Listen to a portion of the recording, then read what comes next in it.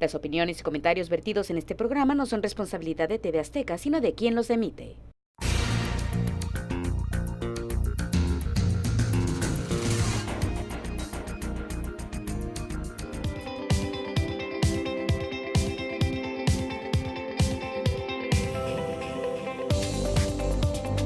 Estrés laboral. ¿Cuesta trabajo su solución? Aunque cada ser humano responde a distintos estímulos y pulsiones, de todos modos parece ser que el estrés cotidiano nada lo detiene. Se asemeja a una locomotora sin control que nos hace reaccionar de forma súbita y en ocasiones de manera errónea ante cualquier problema que se nos presenta, no importando el tamaño del mismo, porque al final el estrés nos pone al filo de la navaja inevitablemente.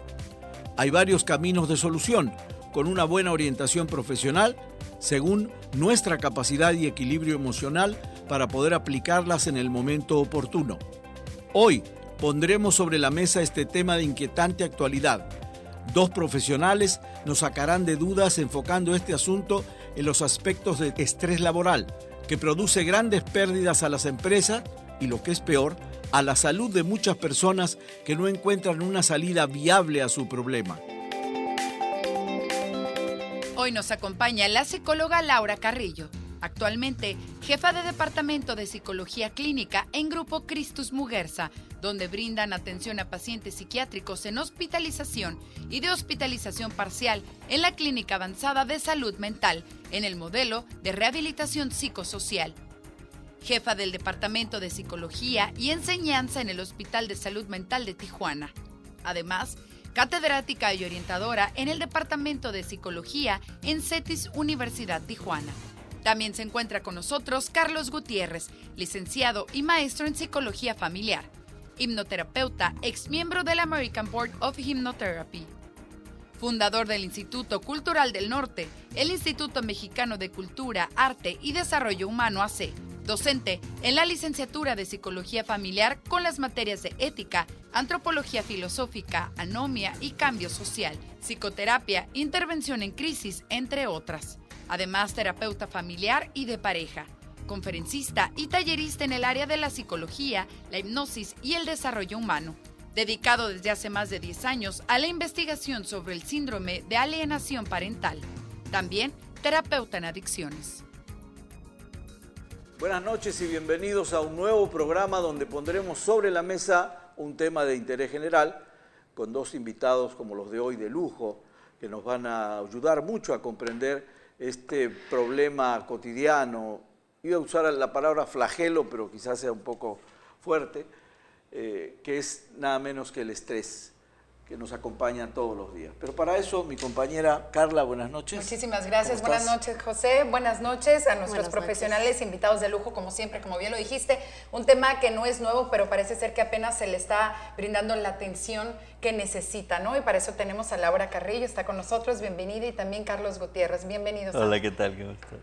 Bienvenidos a los dos. Muchas nuevamente. gracias. Vamos a empezar con esta charla con una pregunta que pues, como decían antes los señores mayores, de cajón, una pregunta de cajón. Sabemos de manera teórica el daño que ocasiona el estrés, pero ¿qué tanto en la parte laboral? Bueno, aquí es muy importante. Hablar del estrés es hablar de la punta del iceberg, ¿no? Finalmente nosotros tenemos estrategias de afrontamiento frente al estrés, frente a la ansiedad, frente a los conflictos. Sin embargo, cuando este estrés es mayor a lo que nuestro organismo resiste o la vida cotidiana nos va dando, entonces ya se van desencadenando ciertos eventos en los diferentes escenarios. Uno de ellos es el estrés en la empresa, pero también puede haber estrés fuera de la empresa, en la casa, con la familia, con la pareja. Y finalmente lo que aquí estamos viendo es que hay una desorganización en cuanto a cómo va a enfrentar esas dificultades que se están presentando en el trabajo. Muchas veces vemos que la cantidad de trabajo excede, muchas veces vemos que los horarios o la capacitación, el perfil de puesto no es para la persona o no tiene las competencias idóneas para ese puesto, para ese perfil de puesto. Y la carga misma que no se organiza con el tiempo, administración del tiempo, eso es lo que hace que desencadene un estrés. Y el estrés no va a ser de inmediato, va a ser alto, ¿no? Sino va a ir paulatinamente subiendo en la medida que yo no me puedo ir adaptando a este estrés, porque el estrés todos los vivimos, ¿no? Pero hay diferentes formas de enfrentarlo y hay un estrés sano y un estrés que no es sano, que es el que se va complicando y nos va haciendo más estragos en nuestra salud. Quiere decir que podemos acumular estrés y lo transportamos al trabajo, por decir algo. Y hay también otro tipo de estrés que se va creando en el mismo ambiente laboral. Esa era la diferenciación de la pregunta. La diferencia es cómo yo lo estoy enfrentando o cómo yo me estoy administrando frente a esos estresores, ¿no? Y este estresor puede desencadenar otra serie de estresores, ¿sí? En donde ya se está viendo comprometido, ya estoy teniendo insomnio, ya estoy teniendo ansiedad, ya estoy teniendo dificultades en los diferentes escenarios que estoy presentando, ¿no? Ya soy intolerante a lo que es las exigencias de mi jefe, o yo malinterpreto las situaciones cotidianas que se están presentando dentro de mi trabajo, ¿no? Ya estoy muy susceptible y muy vulnerable porque ya estoy muy sobrecargado, ¿no? Ya estoy fatigado.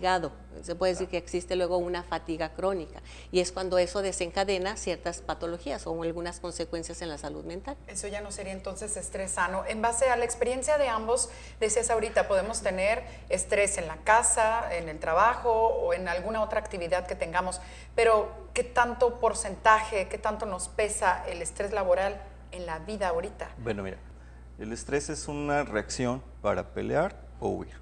¿Sí? Es una reacción del cuerpo a una situación a la que no siempre estás preparado y te habilita para una carga de energía extra.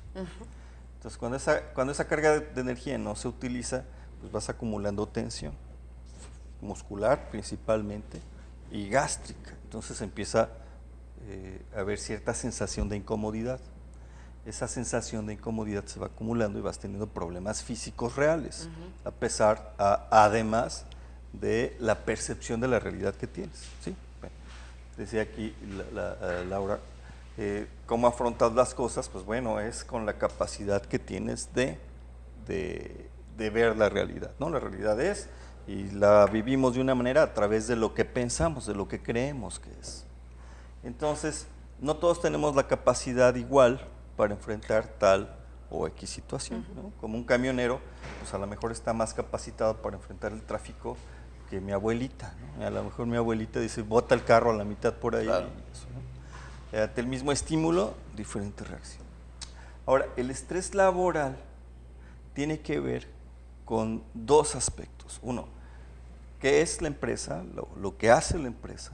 Y dos, lo que es el individuo. ¿Sí? ¿Qué tan capacitado está este individuo para afrontar las necesidades de la empresa? Bueno, y esta capacidad, si es menor, el estrés aumenta, ¿sí?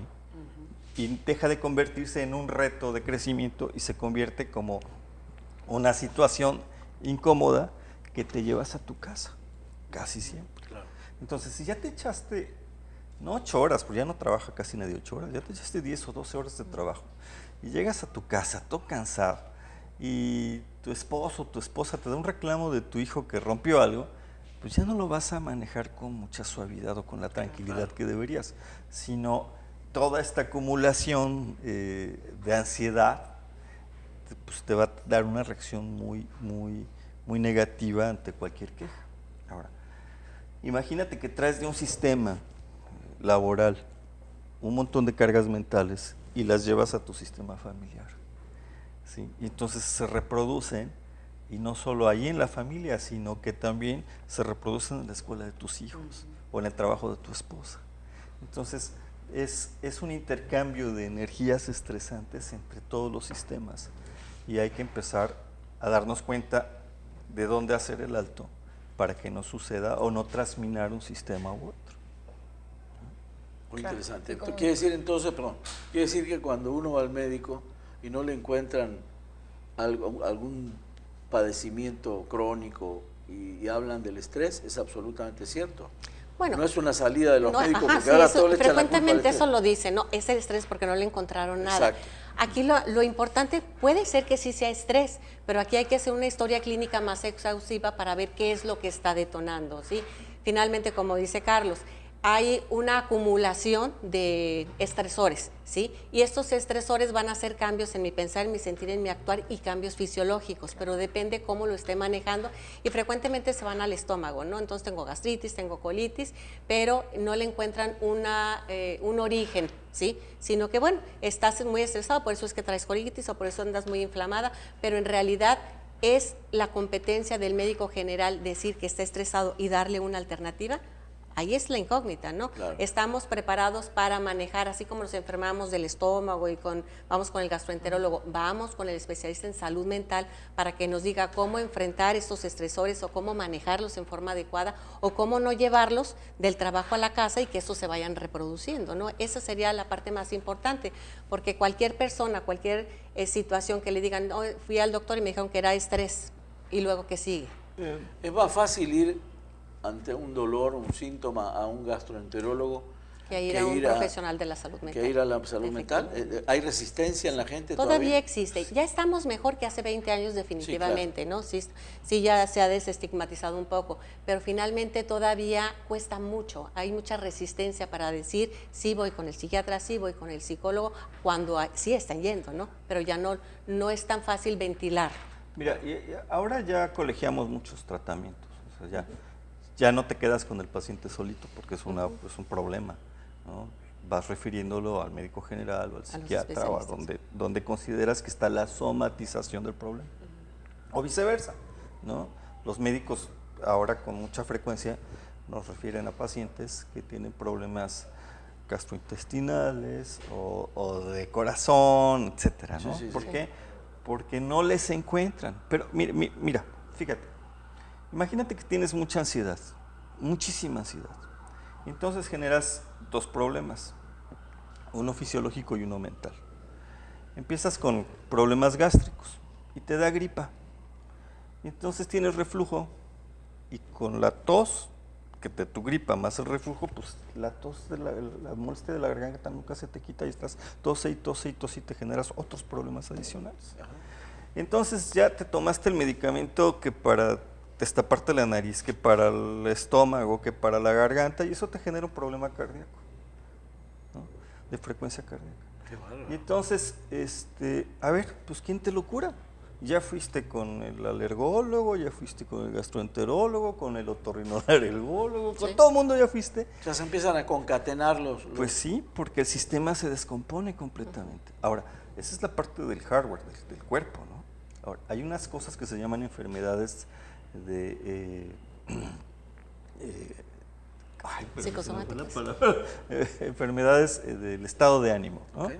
Ansiedad y depresión. Entonces, la ansiedad y la depresión, pues a todos estamos sujetas a ello todos los días. Pero cuando se convierte en endógena, es decir, cuando toma la fisiología del cuerpo, pues corremos otros riesgos.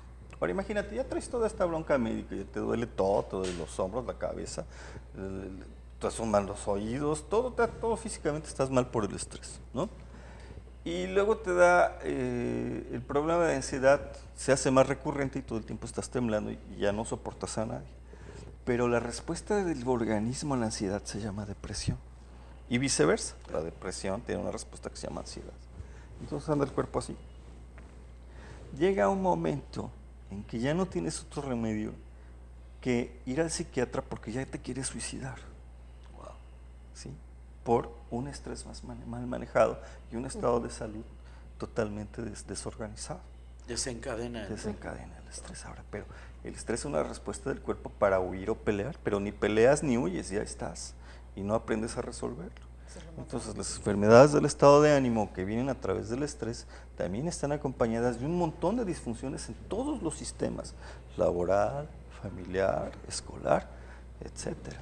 Revisas un montón de datos de la persona que te está diciendo y te apoyas de ciertos datos clínicos, ¿no? Entonces checas la presión y debe haber una presión normal entre 80 y 120, ¿no? Sístole y diástole. Pero si la diástole está muy muy fuerte y la sístole muy bajita, entonces es un problema de ansiedad, no de corazón.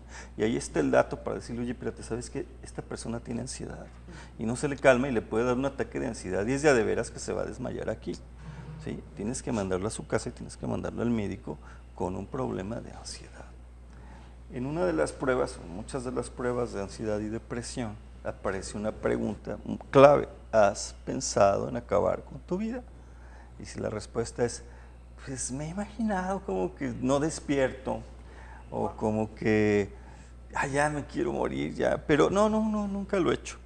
Y dices, ese pensamiento es el que nos dice, aquí ya está pasando algo grave. ¿Sí? Se llama ideación de muerte. Es un indicador. Es un indicador gravísimo. Muy importante, de urgente. Y en ese instante se colegia el tratamiento, ¿sí? Se colegia hacia psiquiatría. Y el psiquiatra, cuando lo ve, lo colegia a psicología, ¿sí? Para que se atienda de inmediato la situación, porque viene ideación de muerte, ¿sí?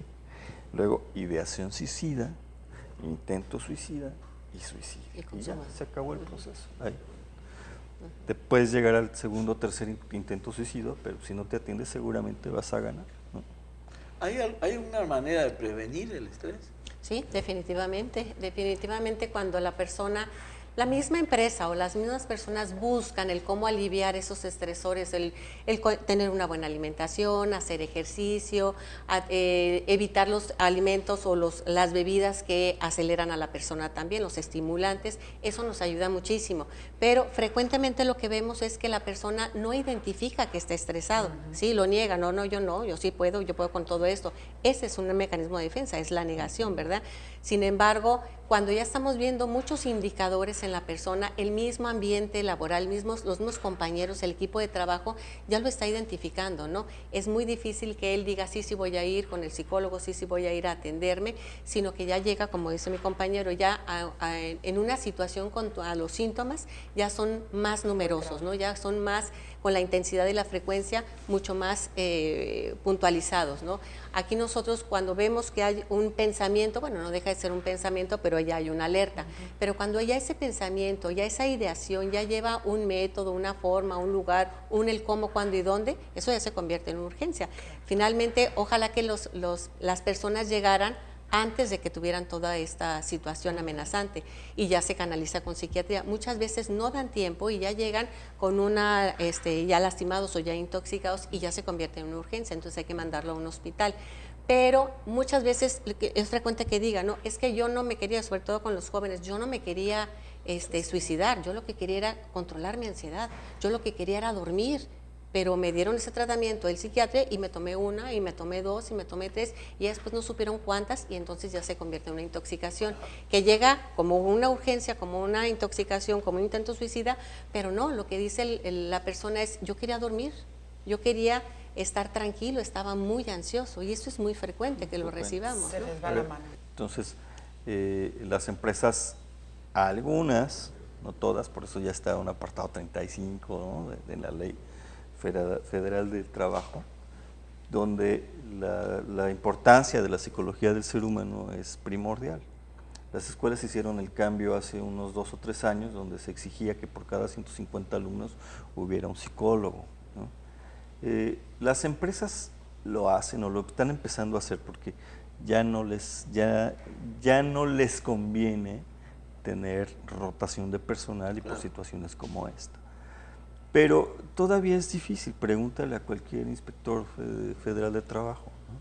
Todavía hay empresas que sus relaciones laborales son muy álgidas, donde está el superjefe o el supermandón y le truena los dedos a todos, y es una situación muy estresante que intentamos o que se intenta ya prevenir. Ahorita que tocas ese tema, por ahí hay una frase que dice que la gente no renuncia a las empresas, sino precisamente a estos malos jefes, ¿no? Que son los que nos van infundando todo este miedo y este estrés, ¿no? Y por lo que uno viene cargando con todo esto. Pues sí, un montón de gente, ¿no? Sí. Dice, oye, pues si mi jefe es un babotas y todavía lo tengo que aguantar.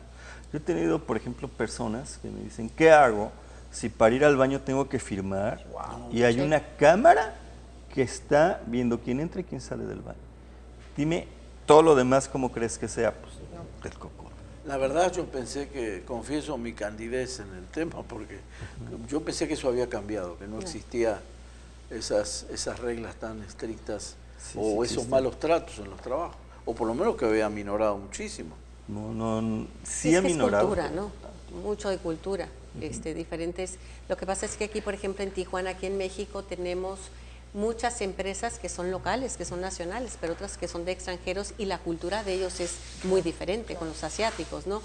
Pero yo creo que ellos también están muy preocupados por producir, y entonces lo que nosotros vendemos es: atiende a tu personal, trata bien a tu colaborador y vas a producir más. Claro. Y aquí en donde tienes que atender, o con lo que nos dice la Organización Mundial de la Salud, por cada $1 que inviertas en un trastorno afectivo, en depresión y ansiedad, recuperas el 400%, y lo recuperas en productividad, porque vas a tener a tu población, a tus colaboradores en buen estado, o sea, en buena calidad de vida.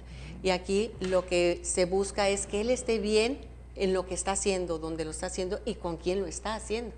Entonces, cuando hacemos ese checklist con las personas, pues sí, pero me gustaría que cambiara esto. Entonces, bueno, esta es la oportunidad que se tiene para poner en la mesa cuáles son las necesidades de yo patrón y cuáles son las necesidades de yo colaborador, y empezar a hacer un intercambio desde la parte más justa, porque finalmente el supervisor sigue siendo un colaborador, y así nos vamos en la escalerita, ¿no? En buscar cuáles son los mejores satisfactores para que el colaborador trabaje en las mejores condiciones, ¿no? Entonces, por eso hablamos que el costo oculto de las empresas es trabajar la salud mental. ¿Cómo voy a abordarlo? ¿Cómo voy a entrar? ¿Y cuáles van a ser las necesidades? Porque igual, como mencionaba, ¿no? ¿Qué tanto es real y qué tanto no es real? Porque a todo se nos ha llegado, ¿no? Claro. O sea, ¿qué tanto es real? Sí, porque ¿cómo podemos medir esa ansiedad? Pero el paciente que tiene ansiedad, el paciente que tiene depresión, no necesita decirlo. No necesita, o sea, lo vemos y sabemos que está mal. Ustedes lo detectan inmediatamente. Sí, claro. Cualquiera lo puede detectar, porque la depresión no nada más es estar triste en una esquina, sino la depresión también es estar muy irritable, estar muy vulnerable, estar impulsivo. ¿Sí? Entonces, no nada más, nosotros creemos que nada más la depresión es estar triste, estar encerrado y no querer salir, no querer bañarme, no querer comer. Es un tipo de depresión. Sí, digo, son diferentes síntomas, diferentes síntomas, diferentes manifestaciones, y mucho vamos a ver que, por ejemplo, en la norma 35 lo que mencionan los empresarios es: ¿y qué pasa si yo contrato a una persona y ya lo traía? ¿Sí? Y esto fue lo que el estrés laboral fue el de que desencadenó la misma patología, ¿no? Pero ¿qué van a hacer? ¿Lo van a correr? Pues no lo van a correr, lo tienen que atender, ¿no? Anteriormente, hace algunos años, pues sí, yo veía que llegaban al hospital y más o menos 2-3 meses y corrían a la persona porque tenía un padecimiento, ¿no? Una bipolaridad, cualquier padecimiento. Pero ahora ya no, entonces ahora es una oportunidad para que la gente tenga un tratamiento y tenga un seguimiento y tenga calidad de vida, porque la gente tiene que producir, la gente tiene que trabajar, y todos pertenecen a un sistema familiar, o sea, necesitamos tener buena calidad de vida. Como en otros problemas de salud, ¿también hay primeros síntomas del estrés? Sí, siempre. El primer síntoma de estrés siempre va a ser dolor de cabeza o de cuello o de hombros. O de cintura. La rigidez. Sí, porque sí, ya me estoy acomodando. Licenciada, agua. Porque te digo, si fuéramos changuitos y nos estresáramos, pues correríamos o atacáramos, ¿no? Y así lo hacíamos. Así era. Nuestra vida estaba controlada por las emociones, no había racionalidad. Éramos emocionales, y esa parte del cerebro la conservamos casi intacta. Entonces, la primera reacción es emocional, y lo que sentimos es una respuesta física hacia esa emoción. ¿Sí? Si nos diera asco, pues que quisiéramos vomitar, pero cuando es estrés, quisiéramos correr o pelear. Entonces, la primera sensación es en los hombros, la cabeza, y si ya es demasiado, pues vas a tener todos los trastornos que puedan sucederte en la cabeza, a nivel auditivo, ocular o faríngeo, ¿no? Y la respuesta también es estar a la defensiva, estar irritable, estar muy esperando que el otro me agreda si yo no lo estoy agrediendo, ¿no? O sea, estoy a la defensiva propiamente, muy irritable. ¿Se transmite el estrés al resto de la familia? Si lo trae el hombre o la señora de la casa, ¿se transmite a los hijos? Definitivo. Se puede es una pregunta inocente, ¿no? pero definitivo. Como los bebés. Sí. No hay manera de que no se transmita. Okay. O sea, los hijos aprenden a tener una respuesta estresada, aunque no estén estresados. Su reacción es así. Entonces, cualquier estímulo adicional, pues se multiplica la reacción. Es un aprendizaje. Un aprendizaje. Entonces, o, por ejemplo, mira este problema así. Imagínate un papá muy estresado, digamos de clase media, muy exigente en su trabajo y que le exigen en su trabajo, y muy exigente con sus hijos. Y entonces, este papá es regañón y no te acepto nada porque así debe ser, se acabó. Entonces, tu hijo va a vivir controlado. ¿Sí? Y entonces va a dirigir su vida hacia dos situaciones. Una, hacia la rebeldía de la autoridad, o que va a necesitar siempre alguien que lo maneje así. Entonces, pues claro que tú le estás enseñando a tu hijo a ser una persona intolerante o una persona sumisa, solo porque tú no manejas tu estrés y quieres que las cosas sucedan así. Y reproduces un montón de microesclavos para las empresas. O sea que sí se transmite, y es más, no puede dejarse de transmitir si está dentro del ámbito familiar. Aunque la pareja lo discuta aparte, hay un ambiente que eso hace que la familia... Hay reacciones que van aprendiendo los hijos, ¿no? En el simple contacto vas manejando y ya te peleaste con el de al lado. Claro. Y tu hijo pues va jugando con sus muñequitos, pero ya está aprendiendo que te puedes pelear con el de al lado. O que ya haces la cara o el gesto. Y los hijos lo vamos aprendiendo.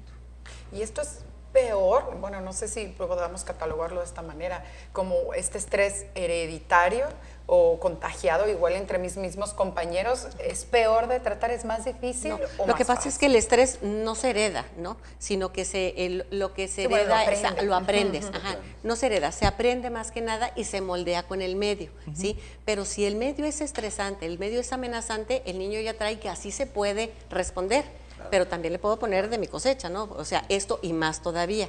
El problema es cuando ellos lo ven como lo normal y no lo ven como lo diferente, ¿no? Que soy mal y que lo tengo que trabajar y que lo tengo que mejorar, sino que lo ven normal porque así fue mi papá, así fue mi abuelo y así fue en toda la familia. Grave, digamos, sí, esto. Definitivamente. Okay. Para eso entramos los terapeutas familiares, ¿no? Okay. Para trabajar, no necesariamente tenemos que tener a la familia ahí para trabajarlo, sino nada más con el mismo sujeto. Okay. Bueno, es momento de hacer nuestra primera pausa comercial, pero continuamos con más preguntas y sobre todo respuestas aquí sobre la mesa sobre el estrés laboral.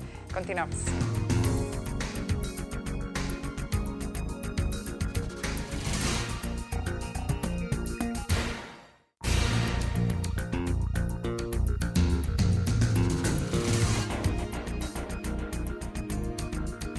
Continuamos aquí sobre la mesa hablando del estrés laboral y bueno, yo creo, José, que ya sería el momento de hablar y abordar bien esto de la norma 35, ¿no? Que nos explicaran de qué se trata exactamente, a mí como patrón y yo como trabajador, en qué me beneficia, cómo le podemos hacer.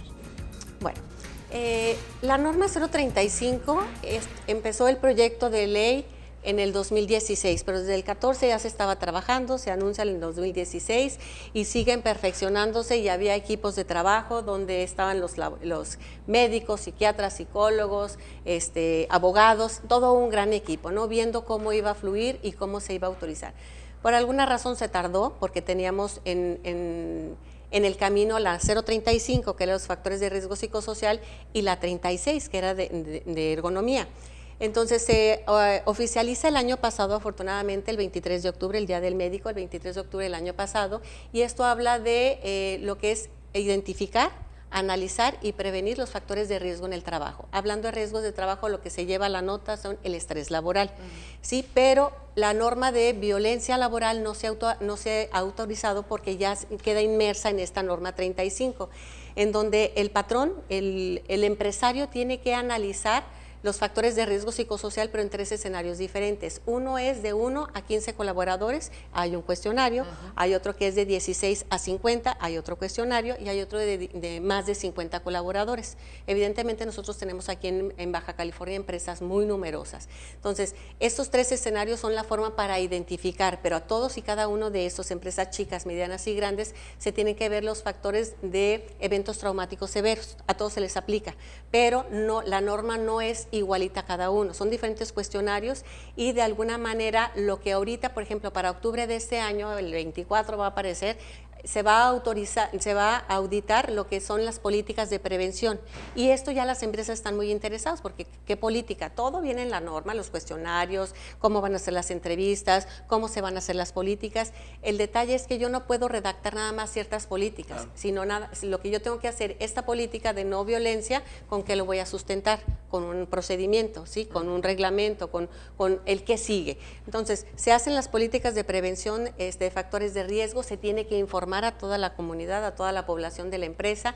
Ellos tienen que saber que entró en vigor esta norma, cómo se va a evaluar, cuáles son los temas que se van a trabajar, porque todas las empresas hacen capacitaciones de alguna otra forma, ¿no? Y hablan del estrés laboral, de la violencia laboral, de cómo mejorar las técnicas de afrontamiento, primeros auxilios psicológicos, muchos temas, ¿sí? Todo eso es bueno porque se va a documentar, toda lo que es la norma, van a pedir tanto la documentación, pero si yo doy pláticas y no hago un diagnóstico situacional, entonces digo, ¿de dónde saqué la receta para hacer la implementación? Entonces, este diagnóstico situacional, de ahí sale un semáforo, ¿sí? En donde nos dicen globalmente cómo está la persona y cómo está la empresa. La persona puede, en forma global, va del rojo hacia el azul es el neutro, y habla por ciertos dominios y categorías, que todos van igual al cómo me llevo con mis compañeros, cómo me llevo con mi jefe, cómo administro yo el tiempo, cómo administro yo el tiempo fuera de el ambiente laboral, con mi familia, qué tanto le digo. Es una serie de preguntas que hablan, que cualquier persona tenga una escolaridad de secundaria o un profesionista le entiende perfectamente, porque se habla de lo que hace cotidianamente, ¿no? Entonces se hace un diagnóstico situacional, eso va a ser para el 2020, evidentemente ya toda la norma se aplica para el 2020, pero ahorita se tienen que hacer las políticas y la difusión de cómo vas a llevar a cabo la prevención de los factores de riesgo y de las políticas, cómo lo vas a implementar. Y también todas las empresas tienen, por la Comisión de Seguridad e Higiene, tiene un buzón de quejas y sugerencias, ¿no? Pero aquí va a ser un buzón donde se va a hablar de si esto no aplica lo que es el moving, lo que es el acoso laboral, si hay violencias, si hay acoso sexual, cómo yo lo voy a poner en el buzón de forma anónima, pero cómo va a ser una solución para estos problemas que salgan en el buzón. Entonces tiene que haber otro comité dentro del Comité de Seguridad e Higiene para ver los factores de riesgo, y que esté tanto la parte laboral de los colaboradores, el representante de los colaboradores, como el representante de la empresa, para que sea unificado, ¿no? Y que las soluciones sean de alguna forma lo más legal o lo más transparente. Hay empresas que nos hablan al hospital para pedirnos cotizaciones para lo del diagnóstico situacional, y aquí la norma dice, o le aplicas a todos tus colaboradores o le aplicas a una muestra representativa de tus colaboradores. A mayor número de colaboradores, es así como muy controversial, a mayor número de colaboradores la muestra sale menor, y a menor colaboradores la muestra sale mayor. Entonces hay empresas que me dicen, pues la verdad es que yo prefiero como eso queda como en el hueco así como de la interpretación, entonces mejor aplícale a todos mis colaboradores el diagnóstico, y yo quiero un diagnóstico individual y quiero un diagnóstico global, y quiero cruzar la información. Por ejemplo, nosotros tenemos un software, una herramienta donde podemos aplicar y podemos comparar la planta de Tijuana con la planta de Ciudad Juárez, con la planta de Querétaro, y ver, aunque el contexto es muy diferente, pero las exigencias son las mismas, pero no voy a hacer las combinaciones de cruzar la información con el área administrativa que con el área operativa. Claro. Es muy diferente el estresor. Claro. Entonces aquí la idea es sacar la muestra por cada rubro de población, los administrativos, comparar administrativos con administrativos y operativos con operativos, turno matutino con turno matutino y nocturno con nocturno, ¿no? Esto es bueno, nosotros los equipos de salud mental estamos muy contentos porque por primera vez se va a tomar en cuenta al colaborador desde otra perspectiva, ¿no? Poder ayudarlo, poder atenderlo, porque los eventos traumáticos severos se presentan en todos lados, ¿no? La depresión, la ansiedad y la ideación suicida, ahí está. Entonces, cuando tenemos, pero bueno, hablamos de estos trastornos, pero cuando tenemos un accidente o cuando tenemos un infarto de un colaborador, ¿qué hacen con la población? O sea, llevan a la persona, la retiran, se la llevan al hospital, pero ¿qué pasa con las demás personas que estaban con su circuito operativo, ¿no? Con su mesa de trabajo? ¿Qué hacen con ellos? Ajá, se impactaron. Entonces, hay que hacer una intervención en crisis con ellos, hay que darles atención, pero darles ese seguimiento, porque si no, que fue el detonante, al rato van a detonar los demás, porque este fue el desencadenante para otras patologías. El entorno también es importante. Sí, completamente. Perdón, Carlos, ¿es una norma nueva? Sí, se acaba de oficializar oficializar. Apenas sí. se oficializó. El año pasado, octubre 23, salió en el diario oficial y entra en vigor este año, octubre 23, entra en vigor. Pero la norma completa con el diagnóstico, con lo que es la identificación, sí, el análisis y la prevención, entra para el 2020 toda completa. Entonces, ahorita sí las empresas están muy preocupadas, pero nosotros en el Hospital de Salud Mental atendemos a la población porque tenemos convenios con las empresas. Son 3 etapas de la misma norma, ¿no? Pero muchas empresas ya estaban haciendo convenio con nosotros porque aquí la norma dice, si tú vas a tu seguridad social o con un privado. Entonces, si el colaborador va al seguro social, la prima de accidente se aumenta. Entonces la empresa, no, yo te lo atiéndemelo, yo se lo voy a pagar, mi empresa es muy buena, es una empresa extranjera en donde nosotros nos interesa mucho nuestro colaborador y ellos pagan el internamiento. Entonces nosotros decimos, es que nosotros tenemos convenio con el Seguro Social, lo podemos, la atención es la misma, pero no vas a pagar tú, pero ellos en el fondo ven que la prima de accidente se aumenta. Entonces, de alguna otra manera, nosotros lo que queremos es que se atienda a esa población. ¿Por qué? Porque si ahorita, por ejemplo, una empresa tenía una colaboradora que llega en una urgencia, entonces la médico me dice, vengo a hacer un convenio con el Hospital de Salud Mental, perfecto, pues yo le mando la documentación, no, pero quiero que me la atiendan ahorita. Para mí no es importante el convenio, sino atender a la persona, entonces la pasamos urgencias porque traía intento suicida, ya había tenido 3 intentos anteriores, al cuarto le va a atinar, y si no es el cuarto va a ser al quinto, pero le va a atinar, ¿no? Entonces pasa a urgencias y la chica no se quiere internar, la médico no la puede ingresar, ¿sí? Porque tiene que venir un familiar, entonces ya se le da la indicación que venga un familiar, y ella dice, no, lo que pasa es que tengo 2 niñas, sí, pero al rato vas a pensar que no las vas a dejar a ellas y te las vas a llevar también. Claro. Entonces concientizamos, se buscó a la familia, hasta el día de hoy, me dice la médico de la planta, que todavía no acepta, la tengo así de frente, o sea, la estoy vigilando, pero yo la puedo vigilar 6, 8, 10 horas. ¿Y qué pasa en el resto cuando en casa tenemos muchos riesgos? En la cocina, en el baño, en el cuarto, en la sala, en todos lados, ¿no? En el transcurso de casa sí, a trabajo. Ya fue con un psiquiatra, le dieron medicamento, pero si no está bajo vigilancia, porque eso ya se convierte en una urgencia psiquiátrica, con el mismo medicamento lo va a volver a intentar. Entonces es muy difícil y la empresa me dice, ¿qué hago? Tú ya hiciste, yo aquí tengo documentado, tiene un expediente, tú ya hiciste todo, hablaste con la familia, ¿qué es lo que hace la familia? Descalifica, o sea, no como, o sea, claro, no tienes carácter, ¿no? Pero nosotros tenemos que tener todo documentado, se le está dando la ayuda a ella no la aceptó, a nosotros nos tiene que firmar que se le dio la indicación de un ingreso, de un internamiento que trajo un familiar y que no lo aceptó, pero es un alto riesgo esta chica. A ustedes se les va a cargar mucho la chamba al Hospital de Salud Mental, pero ¿cuántas empresas, cuántos centros hospitalarios están facultados para abastecer la cantidad de empresas que hay en Tijuana? Ese es el problema, ese es el problema que no hay. Ahorita actualmente nomás está el Hospital de Salud Mental, claro, ¿sí? Aquí está el Hospital de Salud Mental para los internamientos, para la consulta con psiquiatría. El detalle es que, sí todos podemos dar las implementaciones, las pláticas, las capacitaciones, claro, todo eso sí estamos, hay muchos psicólogos y muchos psiquiatras que están muy interesados en la salud mental laboral.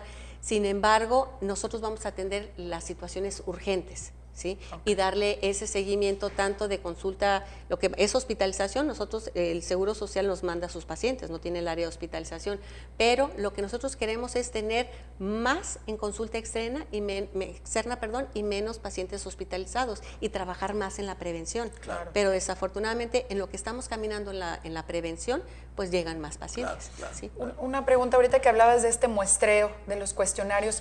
¿Hay forma de detectar rápidamente si alguien está mintiendo? Quizá no nada más para aprovecharse, sino porque tiene miedo de la repercusión, que voy a dejar a mis hijos, qué va a pasar, qué van a decir de mí, voy a perder el trabajo. La norma nos pide mucho discreción, o sea, la confidencialidad de los datos está muy penado, ¿no? Entonces, por ejemplo, si una empresa nos contrata para hacer un diagnóstico situacional, me mandan las cédulas, ¿no? Lo que es el listado de su población, cómo lo eligieron ellos de manera aleatoria, cuántos matutinos, vespertinos, administrativos, me mandan su listado, ¿sí? Y yo eso lo convierto en códigos y yo les regreso la información en códigos.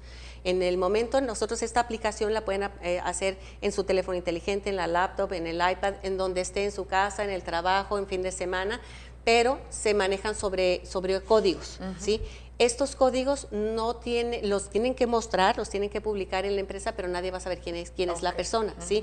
Ahora, ¿cómo vamos a saber que si nos está mintiendo o no nos está mintiendo, pues nosotros manejamos un diagnóstico por persona, que es, no traje una lámina, pero es un semáforo, ¿sí? Entonces ese semáforo, ahora sí que la empresa va a saber quién es, porque sí trae sus datos, pero no se publican con los datos, sino con los códigos, en su comportamiento, cómo está desenvolviéndose en la empresa, qué tan productivo es la persona. Entonces ahí vamos a saber si miente o no miente. El problema con esto es que todas las empresas tienen mucha rotación, ¿sí? Sí. Definitivamente que es algo que viven todas las empresas. Yo siento que con esto va a mejorar en cuanto a la rotación cuando hagamos una mejor selección, ¿sí? Y esto va a ser un pequeño filtro. Y el otro filtro es que ya se tienen que acostumbrar las empresas a trabajar salud mental en ellas, ¿no? A meter cuestionarios o a la hora de selección del personal, la batería, que no sea nada más organizacional, sino que metan ya instrumentos clínicos para poder ver indicadores psicopatológicos. Aquí hay un cambio muy importante. Sí. Las empresas manejaban la cuestión de la seguridad empresarial, la seguridad laboral, desde el punto de vista mecánico. Es decir, capacita a tus trabajadores para que no tengan accidentes, ¿sí? Y haz que tenga un ambiente laboral suficientemente bueno para que del horario laboral todo funcione perfectamente. Y había una norma NIOSH en Estados Unidos, NIOSH se llama, y decía, muchos de los accidentes de las empresas no solo se deben a las condiciones de trabajo, sino a las circunstancias personales de cada trabajador. Pero era insertado a la empresa desde una forma mecánica. Aquí pórtate bien y todo va a estar bien. Y aquí te hacemos así y te traemos un pastel y jugamos a que el comedor está muy bonito para que te sientas cómodo y no tengas accidentes. Relaja tu estrés y te enseñamos. Y desconéctate de todo lo de afuera, ¿no? Sí. Pero hasta ahorita que viene esta norma, realmente las empresas van a tener que atender la salud mental de todos sus colaboradores. Incluso la norma habla de los estilos de liderazgo y de jefaturas de cada empresa. Transparenta más a las empresas. Sí, ese jefe que te va a tronar los dedos, ya se acabó. Ese ahí ya va no a venir las tener. políticas. ¿Qué hacen si mi jefe me trona los dedos? ¿Qué sigue? O sea, se van a tener que alinear todos de alguna otra forma. Ahora, la otra que me preguntaban por ahí, oye, y los que van a abusar de los jefes de que ya me hablaste feo y me apego a la norma y te demando, bueno, pues también va a haber eso, no te preocupes. Claro. Pero para eso están los instrumentos de regulación. Así es. Todo tiene que estar equilibrado. Ahora, pero sí, el gran paso es que el empleado deja de ser una parte del inventario de la empresa a convertirse en un colaborador de la empresa, no nada más el artículo. Así es. Y que ya está demostrado en muchos países, ¿no? Y que tienen un muy buen resultado y que de alguna manera no es que haya disminuido los trastornos, sino que ahora se están atendiendo los trastornos, ¿no? Que no aparecen más pacientes, sino que los pacientes ya se están identificando y ya están yendo a la atención. El problema aquí es con el que no sabe que está enfermo, no sabe que tiene un trastorno, y ahí serían pues, los trastornos de personalidad, ¿verdad? Que esos hacen mucho es conflicto. otra historia, pero Este también modelo, se tiene que atender. Sí. ¿De dónde es este modelo, la norma? Este modelo es europeo, finalmente empieza en Dinamarca, empieza en los 70s, empezaron con un modelo de listas 21 y lo reprodujeron en varios países. Por ejemplo, era el Solves. El Solves te daba un perfil para el facilitador, para el instructor y otro para el colaborador. Y entonces ahí hablaba de más temas, hablaba de nutrición, hablaba del tabaco, del alcohol, de otros factores de riesgo también. Nosotros vamos empezando con algunos y que son los de salud mental, los más apremiantes.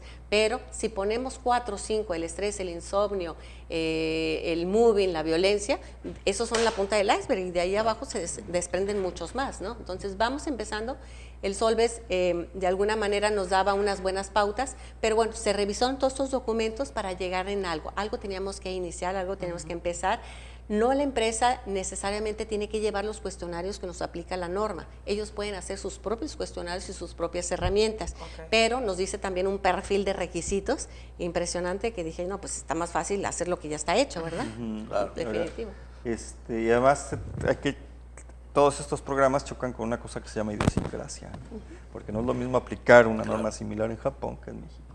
donde el japonés se siente orgulloso de dormirse en el escritorio porque ya lleva trabajando 13 horas. Y donde agradece que lo agredan, ¿verdad? Porque me están cuidando. Sí. O sea, es totalmente diferente. Ahora, sí funciona. Déjame darte dos pequeñitos ejemplos. Adelante. Hace algunos años, no sé si recuerdas de un muchacho que se suicidó en Monterrey y que mató a la maestra. Sí, claro. Sí, fue espantoso. Entonces me habla el director de la escuela y me dice, Carlos, ¿nosotros cómo estamos con eso? Porque se puso muy grave y todo el mundo se alteró. Y dije, pues, estamos a todo dar. Y con los trabajos, pues también estamos a todo dar. ¿Y cómo que estamos a todo? Sí, mira, porque cada persona que entra a la escuela, llámese alumno o trabajador, pasa por un examen psicométrico y ahí se evalúa su salud mental y se les hacen las recomendaciones. Si son adecuados para el colegio, pues se les contrata. ¿Sí? Si no, pues no, porque en el colegio hay muchos riesgos, tanto para un maestro como para un alumno. Y a los alumnos que el colegio puede atender, los atiende, y a los que no, se les dice, nosotros no estamos capacitados para apoyar a tu hijo. Por eso te recomendamos hacer esto o aquello o lo demás. Entonces, actualmente con esta norma las empresas van a tener que hacer algo similar, ¿no? Para proteger su ambiente familiar, su ambiente escolar y su ambiente laboral. ¿Hay edades más específicas para la manifestación de un estrés? ¿Puede ser desde un niño hasta un bebé? No, y la pregunta viene porque tiene un razonamiento, porque cuando uno habla de la soledad, por ejemplo, de la gente mayor, y que habla de que ya entran en depresión, ya entras a un panorama que no sabes bien si a partir del estrés que se produjo en esa persona viene después la depresión, o es el entorno, o hay edades, o no todo. Pregunto si mujeres o hombres al mismo tiempo. Parejito. ¿Es parejo? El mundo, ahí está, y nunca se va a adaptar a ti. Tú tienes que obtener la habilidad de adaptarte al mundo para obtener lo que quieres lograr. Bien. Ahora, fíjate, tú dices el estrés. Un bebé que no le das de comer ya está estresado y llora y odia a su mamá y chilla y hasta que llega y ya le dan de comer y ya la vuelve a amar. Odia y ama. Entonces, así nacemos, así crecemos. Entonces... pero antes se le decía berrinche a eso. No estrés. Y es que el berrinche es otro tema muy importante porque es donde el niño aprende a saber que puede dominar el mundo y los papás le enseñan ciertas habilidades, ¿no? Ahora, fíjate este ejemplo. Tienes 25, 30 años, eres mujer y tienes a tu primer bebé y llegas a los 15 años, entre los 40 y 45 años. A ver, échate ese trompo al uño, tú ya estás casi en el climaterio o en la menopausia y tu hija en la edad más peligrosa y más latosa de todas las edades. Entonces eso es súper estresante. Claro. Y el problema es que no es el único hijo, ¿verdad? Y que tiene diferentes etapas. No acabas. Pues súmale que tu jefe es un patán, pues ya tu vida es un infierno. O que la tienda donde te compraste tu tele preciosa, pues te está persiguiendo porque no pagaste 2 mensualidades. O sea, son cuestiones acumulativas que desencadenan un montón de cosas. ¿Hay fatiga mental que produce el estrés? ¿O la fatiga mental produce estrés? Que le llamamos el burnout, exactamente. ¿Cómo le llaman? El burnout. La fatiga crónica, ya del estrés que no lo podemos o no lo sabemos manejar, entonces ya sigue la fatiga crónica, ¿no? ¿Y qué sigue la fatiga crónica? Pues la depresión. O sea, el caminito, si no se atiende, sigue cursando. O sea, esto no se detiene. Sigue avanzando, sigue avanzando. Te vas como hilo. En general, ¿ha sido buena la respuesta hasta ahorita de las empresas respecto a esta norma? ¿Se han acercado? Yo siento que sí, se han acercado mucho al hospital. Hemos estado participando en muchos foros, en muchos desayunos, pláticas, para informar lo que hemos mencionado ahorita. Pero sí, las empresas están muy asustadas porque no saben, como es una norma muy especializada, muy de salud mental, dicen, pues, ¿qué vamos a hacer? O sea, ¿qué vamos a encontrar con nuestra población? ¿Cómo lo vamos a solventar? Yo creo que la norma viene muy clara, viene muy larga, sí, pero a mí me llega la gente ya con la norma toda subrayada por todos lados porque me dice, ahora interprétame esto. Okay. Y la interpretación son tres hojitas nada más, lo que nos pide son 3 hojitas, pero Aquí vamos con las pautas, o sea, vamos viendo qué nos pide este año y vamos solventando lo que nos pide este año, ¿no? Pero el problema es que las empresas tienen que hacer sus presupuestos para el próximo año. Entonces, ahorita tienen que agarrar la norma, al grueso de la norma, para saber cuánto voy a gastar este año y cuánto voy a gastar el próximo año. Y así sucesivamente, porque no se va a evaluar a la misma población cada año. Y luego la implementación, no sabemos qué va a salir el diagnóstico, depende del diagnóstico, son las implementaciones. Entonces, va a haber mucho trabajo, va a ser sí complicado, pero aparte esta norma es de competencia federal, no es local. Entonces, acá van a venir las indicaciones de la Ciudad de México y vamos, entonces hay que demostrar. ¿El estrés pertenece a la vida moderna? Siempre existió. Siempre. Y ahora es diferente. De la era, ajá. Ahora, antes te preocupabas porque te fuera a comer un tigre dientes de sable y ahora te preocupas porque no tienes con qué pagarle a la tienda, ¿no? Y todo te produce estrés. Ahora, considera estas cosas. Temperamento es como nacemos, así como ves, los cachorritos nacen unos bravos, otros juguetones, así, es inherente, así nacemos, temperamento. Luego educación es cómo nos enseñan. Claro. Y cómo esta educación más el temperamento nos arroja una conducta y la conducta una persona. Si esta educación no es adecuada a tu temperamento para salirle a la vida, tu vida va a ser un Tu carácter es difícil. ¿Hay mayor conciencia en la gente de lo que es el estrés? ¿O lo derivan para otra, o le echan la culpa a cualquier otra cosa? Yo creo que no hay conciencia, hay identificación proyectiva. Yo se la aviento al otro, el otro tiene la culpa de que yo sea infeliz. Pero ahora así lo dice preciosa, precioso, identificación. Pues sí, la verdad es que echan la culpa a otros, pero de alguna manera en el momento que uno asume que yo soy el factor de estrés para los demás, entonces me vengo abajo, ¿verdad? Pero esto me mantiene, mi mascarita me mantiene fuerte y me tiene miedo y eso me alimenta. Ese es el problema. Ahora, ¿cuántos padres pueden decir, híjole, yo soy el culpable de haberles hecho sufrir a mis hijos tanto? ¿Cuántos padres aceptan eso? ¿No? ¿2 de 10? ¿2 de 100?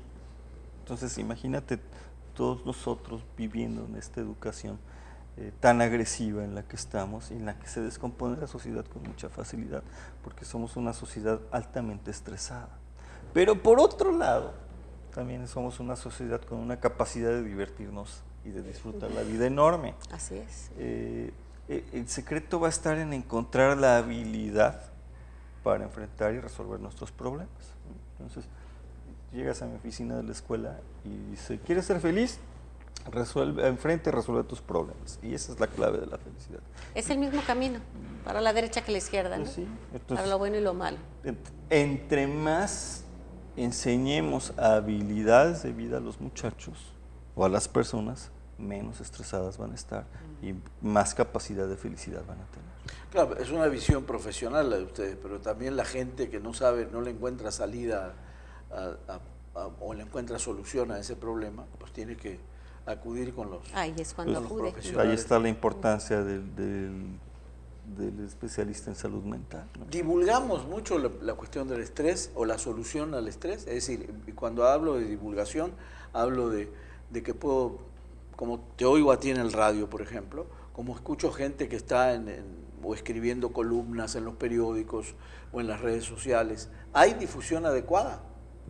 Yo sí considero que todavía falta más, Sí, la gente ya identifica, pero el problema es que cuando lo identifica ya lo hace de manera muy coloquial. Ahí andas depre, ahí andas bipolar, ahí andas estresado, pero no lo asume como debe de ser, ¿sí? Con que si en la nota sale una nota de un suicidio, debe aparecer en la nota dónde puedes recibir la ayuda. Es lo mismo, ¿no?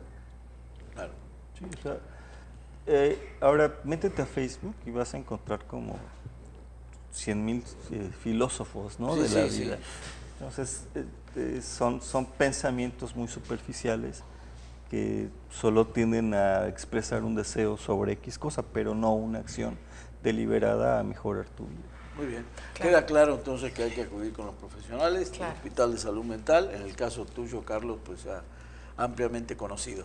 Así, se nos acabó el tiempo, tristemente una palabra, pero trae mucho detrás, ¿no? Y antes de que se vayan, además del agradecimiento, también queremos darles como no todo es estrés en la vida, también podemos para desestresarnos podemos desestresar y leer un ratito. Muchas gracias. Muchísimas gracias. Gracias a ustedes por la participación tan valiosa.